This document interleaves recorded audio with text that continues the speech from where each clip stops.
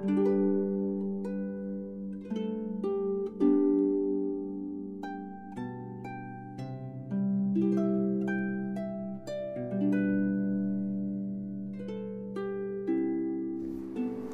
magandang araw po. Ako po si Father Benny Tuazon. Ako po ang parish priest dito sa St. Anthony of Padua Parish, dito po sa Malate, Singalong, Metro Manila. Ako po ay nasa Archdiocese of Manila.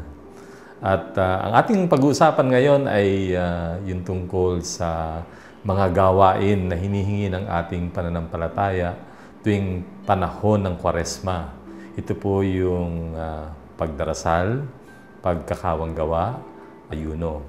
Ito po'y panahon ng Kwaresma. At ang ibig sabihin ng Kwaresma, ito'y 40 araw na paghahanda. Ano yung pinaghahandaan natin? Yung pong pinakasukdulan ng ating pananampalataya, walang iba kundi yung Pasko ng Pagkabuhay. Yan po ay karaniwang ginagawa ng ating pananampalataya ng Simbahang Katoliko. Katulad ng Pasko, tayo rin ay merong Adbyento. Ngayon ay Pasko ng Pagkabuhay, atin siyang pinaghahandaan sa pamamagitan ng Kwaresma. Ang ibig sabihin ng Kwaresma ay 40. Ito po ay 40 araw simula ng Miyerkules Santo, Miyerkules de Ceniza, at ito po ay magtatapos ng gabi ng Huwebes Santo. So yan po ay 40 araw na paghahanda. Kung kayo po ay nagsimba ng Miyerkules de Ceniza, ang ebanghelyo doon ay tungkol sa tatlong gawaing ito, no? Yung pagdarasal, pag-aayuno, at pagkakawanggawa.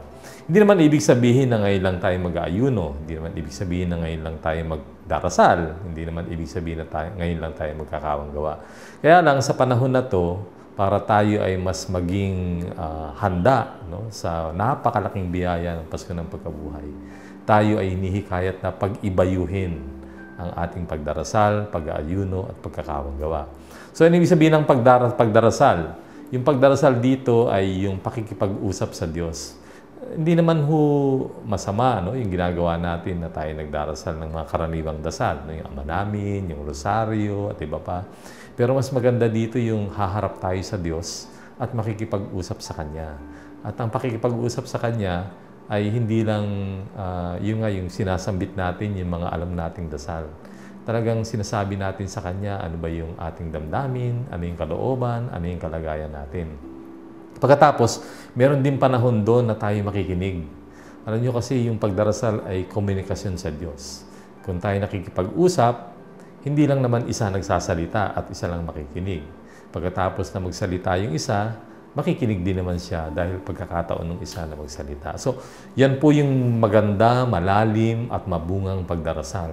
Yung pagsasabi natin ng ating damdamin at pagkatapos tayo naman ay naglalaan ng panahon sa Diyos para magsalita sa atin at mangyayari lamang yon kung tayo matututong makinig. So, yung silence po, no, mahalaga sa pagdarasal. At hayaan natin makipag-usap sa atin ng Diyos sa paraan na maiintindihan natin at sa paraan na gusto niya. Pangalawa, yung pag-aayuno. So, kapartner yan. Ano yung pag-aayuno? Medyo mag-aari tayo ng sakripisyo. Bakit? Sadista ba ang Diyos? Masochista ba ang Kristiyano? Hindi po. Yung pagdidisiplina, parte yon ng pagkilala sa ating sarili na kahit na anong hirap o pahirap, ay hindi magmamaliw yung ating relasyon sa Diyos. Kasi yan ang gagamitin ng demonyo, no? Para tayong malayo sa Diyos, pahihirapan tayo.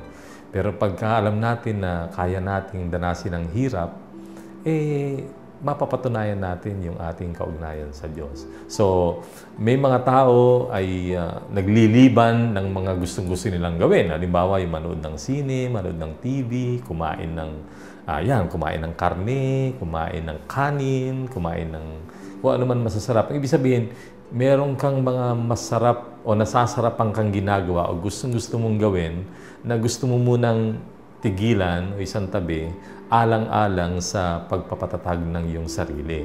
Nang sa gayon, gamitin man ng demonyo yun bilang tukso, kaya mong hindi pagbigyan dahil nga napatunayan mo sa sarili mo na maaari kang mabuhay kahit wala yun.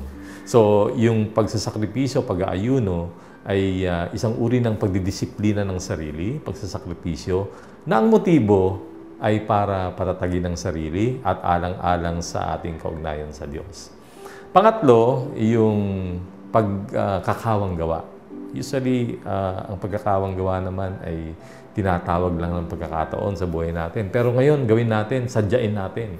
No? Maglaan tayo ng mga bagay o pera na maaari nating itulong sa mga mahihirap. Kasi ang pagiging Kristiyano, nangangailangan din siya na makatulong sa kapwa. Ang pinakamaganda kombinasyon nito, itong tatlo, sa pagdarasal natin, sa pag-aayuno, di ba? Minsan sa pag-aayuno, meron tayong natitipid na pera. Yung natitipid nating pera, hindi natin dapat ginagastos sa sarili natin. Ang pinakamagandang gagawin doon, yun ang iabuloy natin o gamitin natin sa pagkakawang gawa. Doon ho magiging mabunga at makahulugan yung ating pag-aayuno. Yung ating pinaghirapan ay magiging kagaanan ng mga taong naghihirap. Kaya sa maraming mga simbahan o sa maraming mga tao, no, ito yung panahon na sila ay gumagawa ng mga paraan para maibsan ang kalagayan na kahirapan ng ibang tao. So, ito po yung tatlong binibigay sa atin, ang ating pananampalataya na gawain, na sana sa buong panahon ng Kwaresma ginagawa natin. At makikita natin ang bunga nito na pagka ipinagdiwang natin ang Pasko ng Pagkabuhay, magiging makahulugan dahil nakapasok tayo sa espiritu ng paghahanda, sa espiritu ng Kwaresma.